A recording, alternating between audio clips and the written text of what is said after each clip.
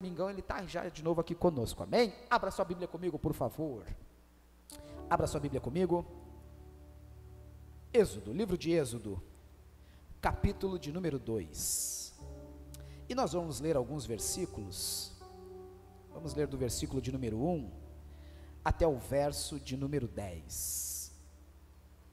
Aliás, vamos ler do versículo de número 1 até o verso de número 10. Êxodo, capítulo de número 2. Êxodo, capítulo de número 2, verso de número 1. Eu até vou ler aqui, ó, para ficar bonitinho, agora que eu fui me fragar. De todo esse tempo que eu estou aqui, eu não percebi que aqui estava também o texto. Vou ler aqui na NVI, né, para não ler no meu texto ali, que diz assim: ora, um homem da tribo de Levi casou-se com uma mulher da mesma tribo. E ela engravidou e deu à luz a um filho. Vendo que era bonito, ela o escondeu por 3 meses. E quando não podia mais escondê-lo, pegou um cesto, feito de papiro, e vedou com betume e piche. Colocou nele o menino e deixou o cesto entre os juncos, à margem do Nilo. A irmã do menino permaneceu à distância, para ver o que aconteceria. E a filha de Faraó desceu ao Nilo para tomar banho, e enquanto isso, as suas servas andavam pelas margens do rio. Então, ela viu o cesto entre os juncos e mandou a sua criada apanhá-lo. Ao abrir, viu um bebê chorando, e ficou com pena dele e disse: esse menino é dos hebreus. Então, a irmã do menino perguntou à filha de Faraó: a senhora quer que eu vá e chame uma mulher dos hebreus para amamentar e criar o menino? Sim, vá chamá-la, respondeu. A moça foi chamar a mãe do menino. Então a filha de Faraó disse à mulher: leva este menino e amamenta-o para mim, e eu pagarei você por isso. A mulher levou o menino e o amamentou. Verso 10, tendo o menino crescido, ela o levou à filha de Faraó, que o adotou e lhe deu o nome Moisés, dizendo: porque eu o tirei das águas. Presta atenção no baixinho aqui, prometo que você bem breve, rápido e sucinto, para você ir para sua casa abençoado. Todo mundo aqui já montou quebra-cabeça, né? Quebra-cabeça, aquelas pecinhas de montar pecinha, que é bem bacana, é muito legal, muito legal. Às vezes tira sua paciência, né? Ainda mais se é aquele de 500 peças, você começa, monta, aí uma hora só para o vento desmonta o que você montou, ou então vem uma criança para querer ajudar, e na tentativa de ajudar, estraga tudo, e aí vira aquele bolo, e você perde a paciência, ou então quando falta pouquinho para você montar, né, você não acha a bendita da peça. E é difícil, é cansativo quando chega nesse ponto, mas é bom, exercita a mente, e é muito bacana. E eu quero falar com você algo muito parecido e semelhante, porque um quebra-cabeça, ele é feito de detalhes. Um quebra-cabeça, ele é feito de muitos detalhes, e esses detalhes é que fazem com que a coisa se encaixe de forma perfeita.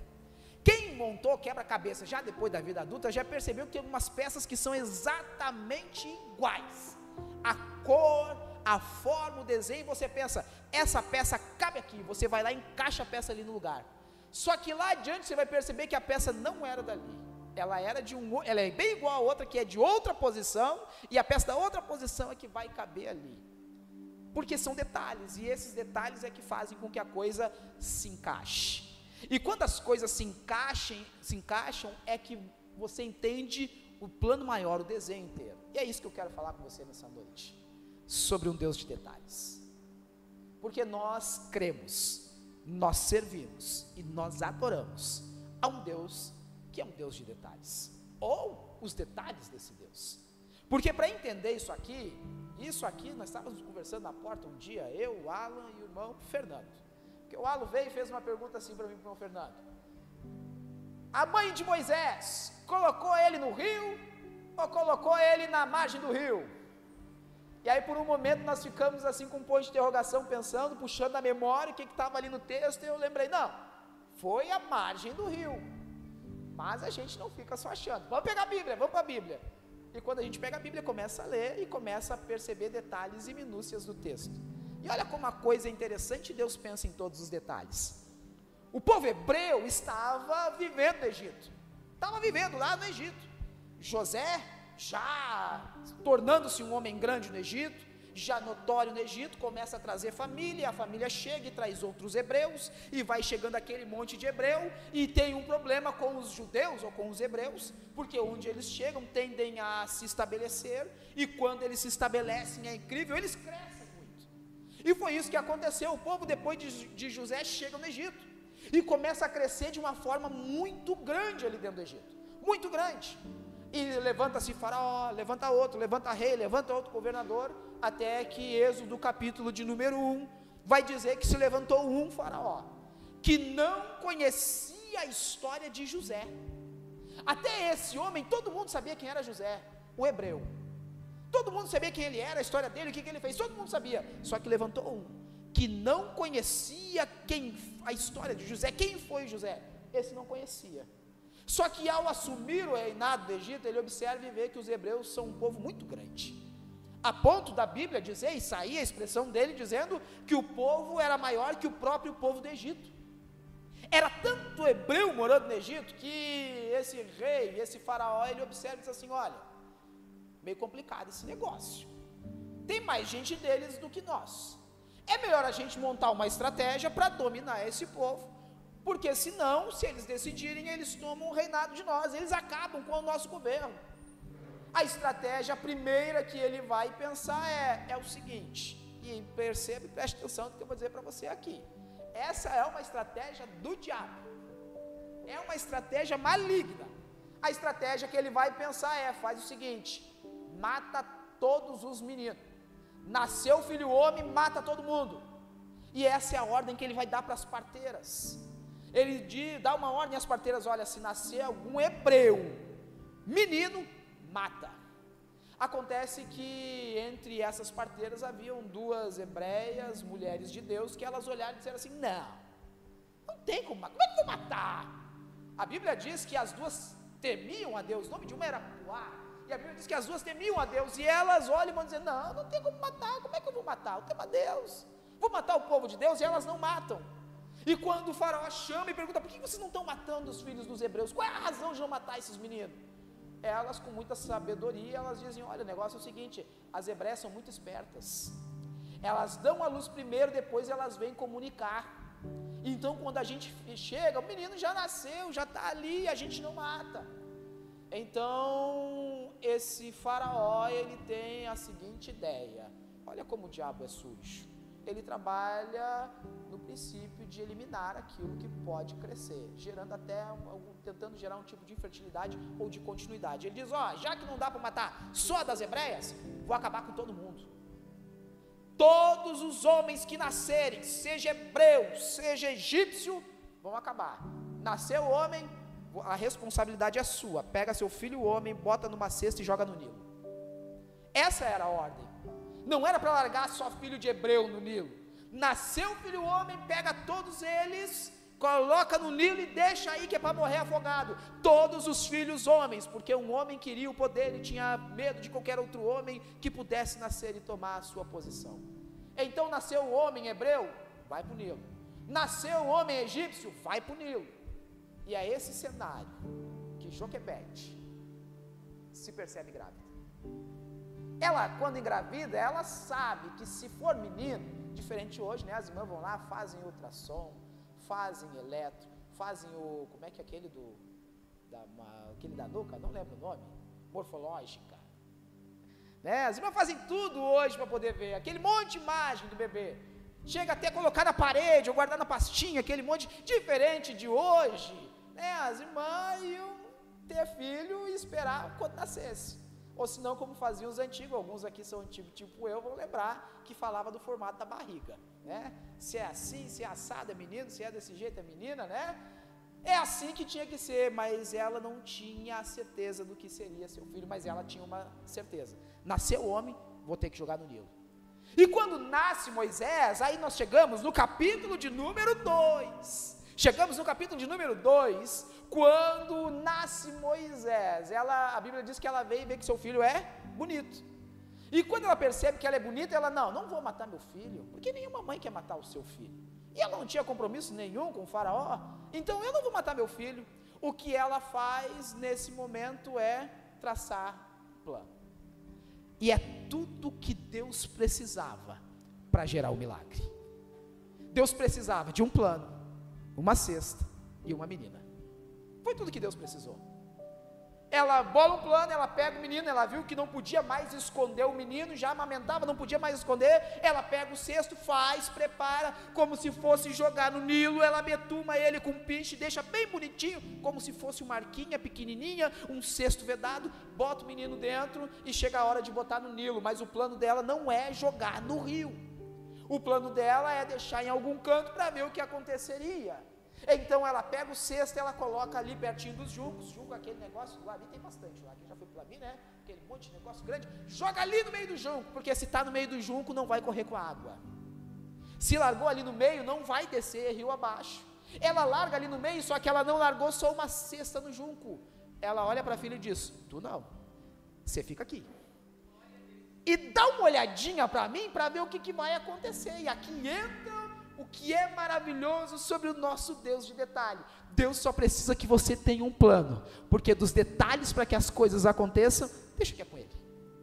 Porque quando ela coloca ali a cesta nos juncos, e pede para a menina ficar olhando de longe para ver o que ia acontecer, nesse momento penso eu, viajo eu, conjectura e viaja comigo aqui, está lá a filha de Faraó, junto com as suas servas, talvez aquele calorão, meio da tarde, meio da manhã, e alguém diz assim, vamos tomar banho? Vamos dar uma banda no rio? Vamos dar uma volta em algum lugar? Alguns vão usar a teoria de dizer, não, aquele era um local onde todo mundo se banhava, aquele era um local que era de frequência mesmo. Eu não acredito muito, porque se fosse um lugar onde todos passavam, você não arriscaria de colocar uma cesta onde todo mundo veria. Você não ia colocar num lugar onde todo mundo podia ver e só dizer, é cesta, é menino homem, empurra na água de uma vez. Se o objetivo é esconder, você vai colocar num lugar onde ninguém frequenta. Então o lugar onde ela coloca a cesta de Moisés não era um lugar muito frequentado. Mas alguém foi movido para tomar um banho e dar uma volta no rio. E aí sai a filha de Faraó junto com as suas servas, e quando elas saem, movidas por um calor, quem sabe, ou por dar uma voltinha, ali ela vai ver a cesta. E quando ela vê a cesta, quando ela observa aquela cesta, aí tu que é maravilhoso, ela dá uma olhadinha, ela pede para pegar, quando ela vê, com os olhos ela percebe, é filho dos hebreus. Por ser filha de Faraó, a primeira coisa que ela deveria fazer, empurra para o rio e deixa levar. Está morrendo um monte de filho de egípcio aí também, empurra e deixa levar. Só que nessa hora, tudo que Deus precisa é que você tenha um plano, porque quando você tem um plano, Deus se encarrega dos detalhes desse plano. Nessa hora, quando ela olha e manda pegar e diz, é filho dos hebreus, a irmã de Moisés, que ficou de vigia, vem correndo e fala assim, tu não quer de repente que eu ache uma ama das hebreias, para poder cuidar desse menino? E aí a filha de Faraó diz, não tem problema, chama ela lá. E quando ela chega, a mãe que gerou, que escondeu, na expectativa de só não deixar o filho morrer, recebe a notícia, mãe, vem, viaja comigo aqui, viaja comigo. Vai a menina correndo, chega em casa, mãe, que nem seu filho faz com você, mãe, é o seguinte, chegou uma, tem dinheiro, e ela vai ficar com o menino, só que eu convenci ela para alguém dar leite e cuidar do menino, pode ser você. Então a mesma mãe que tinha um coração na mão, recebe uma boa notícia agora, e ela vai, amém, vou lá. Quando ela chega, ela recebe uma notícia melhor ainda, pega o menino, cuida, amamenta, porque eu vou te pagar para isso, tu vai receber um dinheiro para que cuide desse menino, mas ele é meu. Agora observe como nosso Deus é um Deus de detalhes lindo e maravilhoso. Geralmente a gente pensa que tem um plano e que não, vamos jogar ali e tal, e aí você fica meio frustrado quando não dá certo. Sabe qual é o problema? É porque você esqueceu de confiar no Deus que se encarrega dos detalhes desse plano. Tem duas lições que a gente precisa aprender com essa história de Joquebede, de Moisés e da sua irmã. É um plano, uma cesta e uma menina. Duas lições nós precisamos aprender. A primeira delas é que Deus sempre vai preparar o momento, a pessoa certa e o ambiente certo, para que você se encaixe no plano e no propósito dele. Deus sempre vai preparar o momento, o ambiente e as pessoas certas para você se encaixar no plano. Sempre, sempre, sempre Deus vai fazer. Você já percebeu que às vezes você está num ambiente, você até gostaria de sair, mas não consegue. E quando você sai desse ambiente, você é abençoado, saiu desse ambiente de alguma forma, por alguma razão, outra pessoa chega e recebe aquilo que para você não era tão bom. Você já percebeu que quando Jesus se encontra com aquela mulher cirofenícia, ele está caminhando e ela vem berrando, berrando e chorando, Jesus está caminhando, e a palavra dela se encaixa exatamente disso. Olha, eu sei que a gente não pode tirar comida de filho para dar para cachorro, mas convenientemente, criança deixa comida cair no chão, e cachorro se alimenta e se alimenta bem daquilo que tem ali. Não estou fazendo apologia ao migalha aqui, mas eu quero que você entenda, sempre terá alguém que vai ser abençoado por aquilo que você vai deixar de desfrutar, ou com aquilo que você já passou, sempre terá alguém que vai sair abençoado. É por isso que Paulo, quando ele começa a escrever sobre as dificuldades, as aflições e tudo aquilo que a gente passa, ele vai dizer que, Romanos 8, capítulo de número 8, verso 28, ele vai dizer que todas as coisas cooperam juntamente para o bem daqueles que amam a Deus e que andam segundo o seu propósito. Sabe a dor de cabeça que você tem, que não sabe como vai fazer, não sabe de que jeito vai dar, não sabe de onde vai tirar, não sabe, querido, você só precisa ter um plano, e deixa que dos detalhes desse plano o Senhor vai se encarregar, porque todas as coisas vão cooperar para você chegar no centro da vontade e do propósito de Deus.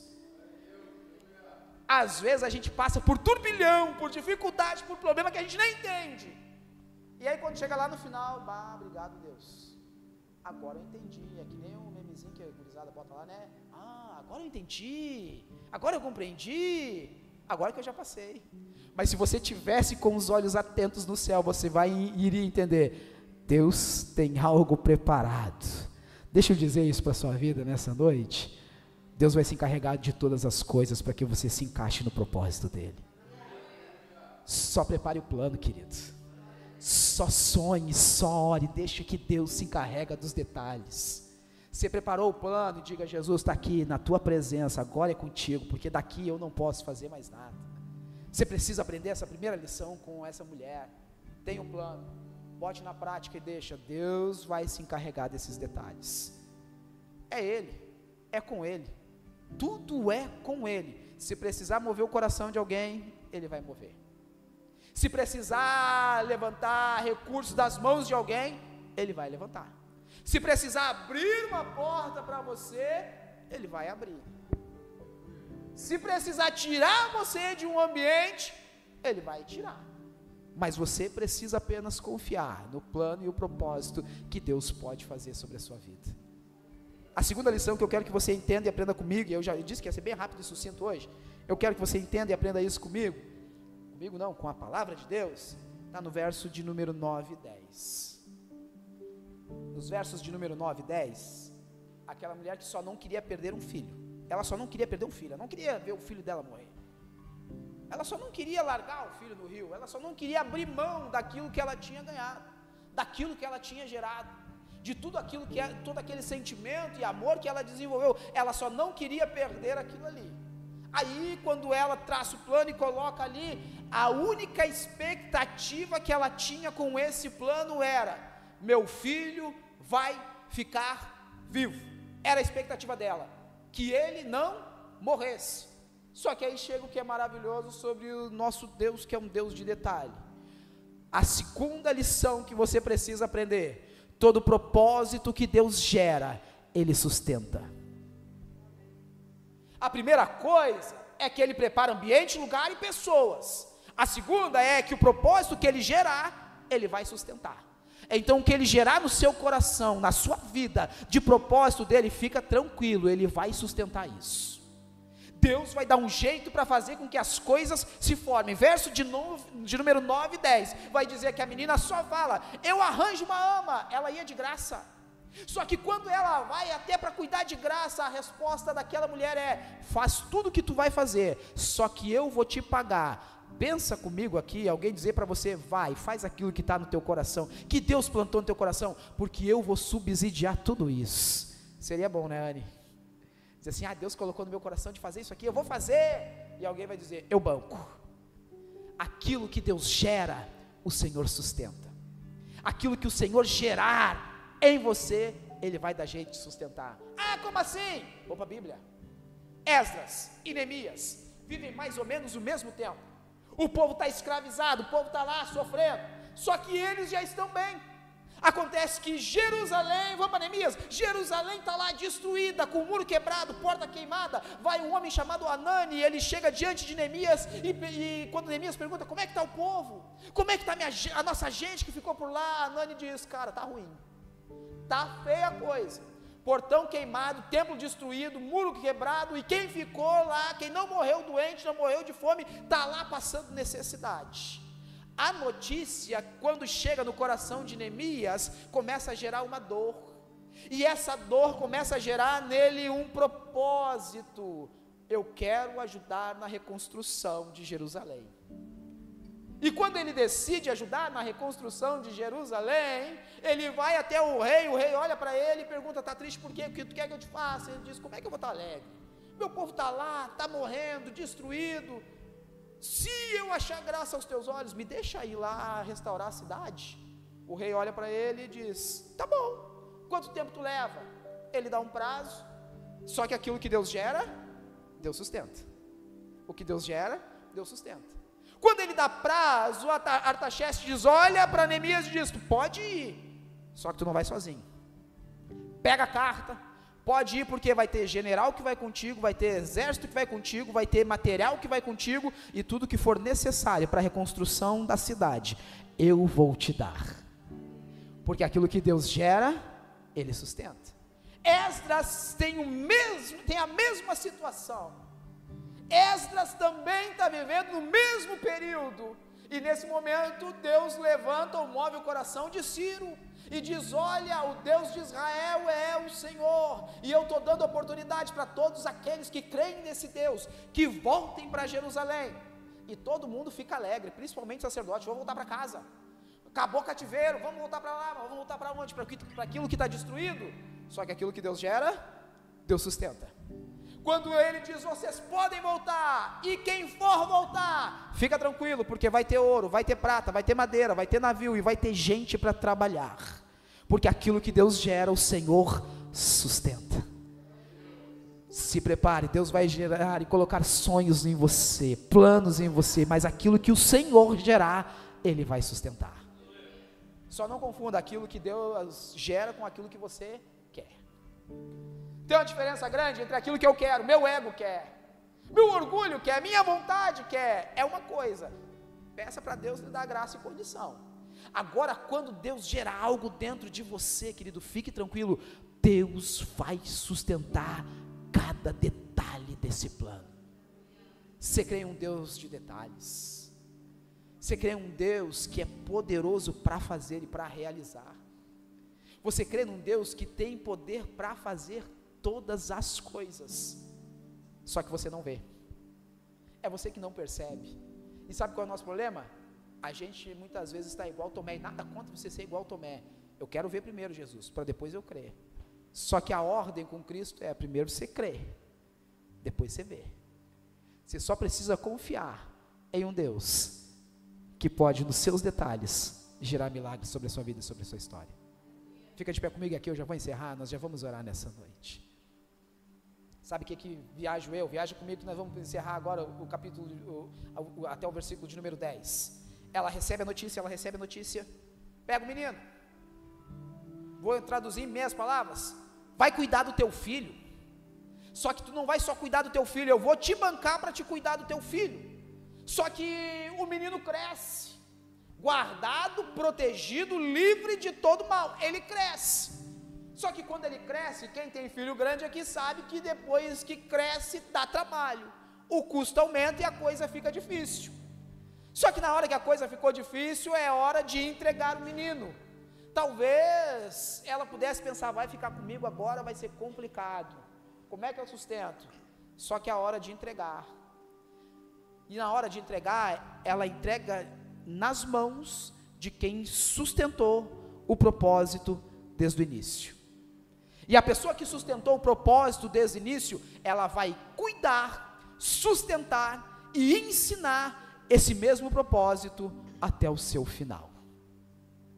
Olha que baixinho aqui.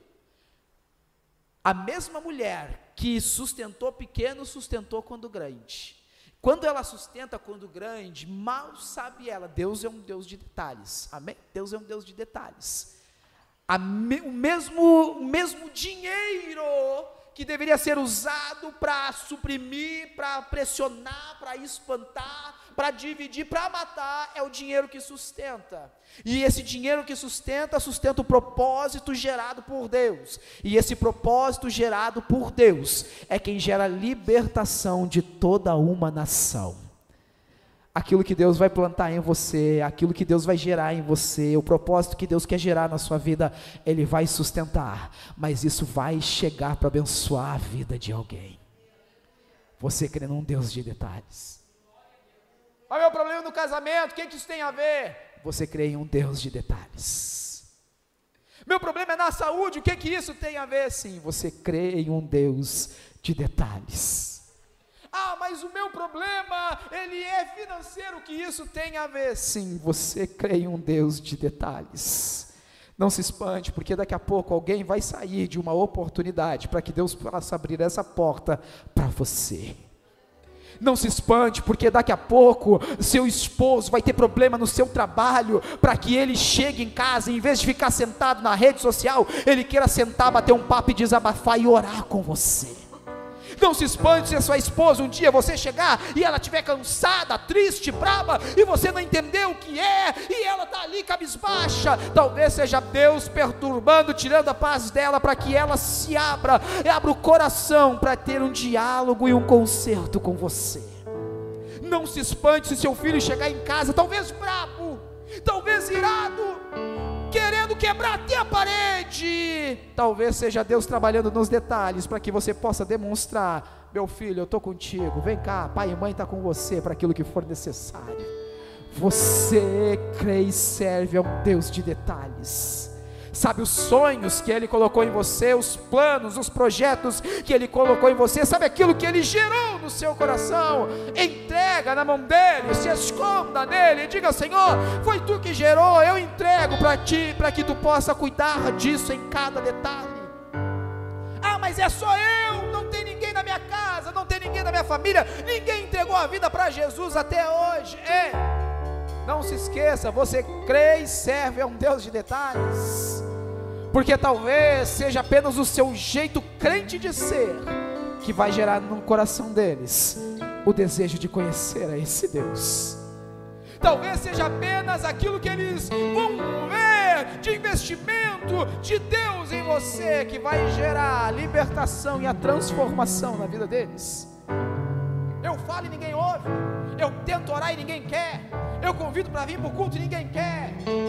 Querido, talvez seja no churrasco que você vai fazer, na janta que você vai fazer para eles, e no detalhe do diálogo é que Deus vai gerar neles o desejo de conhecer a esse Cristo vivo e poderoso.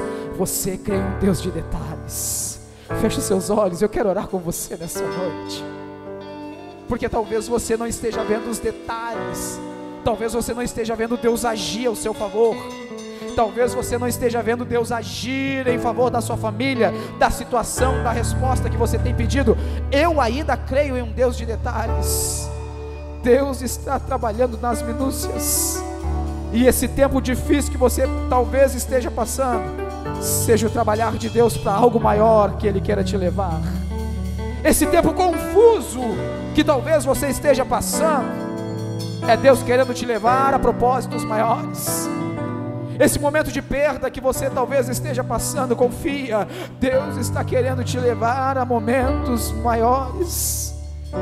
Esse tempo de solidão que talvez você esteja passando, de questionamentos e dizendo: Deus, eu não estou entendendo nada, as coisas mudaram de repente, saiu tudo do meu controle, nada está como eu esperava. Querido, fica tranquilo, Deus está cuidando dos detalhes para você, Deus está colocando todas as coisas no seu devido lugar, é Ele quem sabe o que fazer da maneira certa. Deus talvez vai tirar pessoas da sua vida, Deus talvez vai colocar outras pessoas da sua vida, talvez Deus te coloque em ambientes diferentes, talvez Deus te leve a um momento diferente de viver, talvez Deus vai trazer de volta alguém que já saiu, alguém que já não está mais caminhando com você há algum tempo. Deus vai trazer essa pessoa de volta, porque Deus está cuidando dos detalhes, para que você se encaixe no propósito dEle. Feche os seus olhos, porque o Senhor quer te levar ao centro da sua vontade, ao centro do propósito dEle. Às vezes chegar no centro da vontade de Deus dói, chegar no centro da vontade de Deus traz confusão, chegar no centro da vontade de Deus arranca todo o controle da nossa vida, chegar no centro da vontade de Deus espreme a nossa paciência, mas é Deus se encarregando nos detalhes de levar você aonde Ele quer. Pai, em nome de Jesus, Senhor, eu oro nessa noite com filhos e filhas que talvez não estejam entendendo o momento de vida que eles estão passando. Talvez as coisas ficaram meio confusas em casa, um pouco confusa no ministério, talvez as coisas ficaram um pouquinho confusas no trabalho, a vontade, o ânimo talvez tenha ido embora no coração e na mente da tua filha. Senhor, nessa noite, em nome de Jesus, lembra teus filhos que tu é um Deus de detalhes, porque nos detalhes, ó Senhor, tu trabalha, enquanto trabalha nos detalhes, a gente fica como se estivesse cego no meio do caminho. Nos detalhes a gente fica sem saber a direção certa para seguir, sem ter a palavra de direção, sem ter a palavra de orientação, mas nós ainda confiamos em Ti. Então, Jesus, nessa noite eu te peço, dá confiança no coração da tua filha, dá confiança no coração do teu filho, Senhor. Algumas pessoas aqui, ó Senhor, talvez estejam sendo conduzidas a um momento onde o controle vai sair das mãos, há um momento onde o controle total sairá das mãos dos teus filhos.